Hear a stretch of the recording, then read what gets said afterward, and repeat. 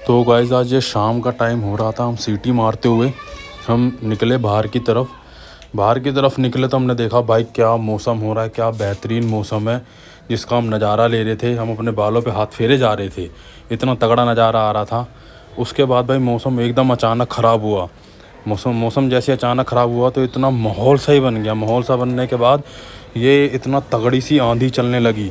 जैसे ये तगड़ी सी आंधी चलने लगी सामने से क्या धुआं धक्कड़ जो भी आ रहा था उड़ता ही चला जा रहा था। मैं फिर पैदल सामने से चले ही जा रहा था। मैंने कहा आ जाओ हम भी देखते हैं, हम भी सामना करके देखेंगे क्या सीन चल रहा है। अब जी देखो तुम सामने से वही माहौल है, वही है, मौसम एकदम ऐसे ख़राब हो रहा है। फिर हमने वो स्कूटी उठाई, हमने कहा हम थोड़ा सा आगे चल के देख के आते हैं कि भाई कैसा मौसम और कैसा माहौल बन रहा है। अब जैसे हमने स्कूटी उठा के हम आगे की तरफ चलने लगे तो हमारी थोड़ी स्कूटी ऐसे टिड़ हिलने के बाद फिर हमने कहा भाई थोड़ा सा और आगे चल के देखते हैं क्या मौसम है। इसमें फिर हमारे बाल उड़ने लगे।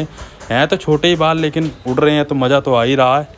अब फिर हमने कहा करा भाई हम आगे चलते हैं। एकदम से बारिश होगी बारिश स्टार्ट होने लगी, घनी तेज़ से ही होने लगी।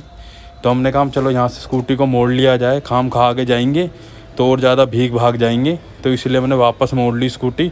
तो देखो हमारा जो कैमरा है थोड़ा सा डिसबैलेंस हो गया यहाँ पे।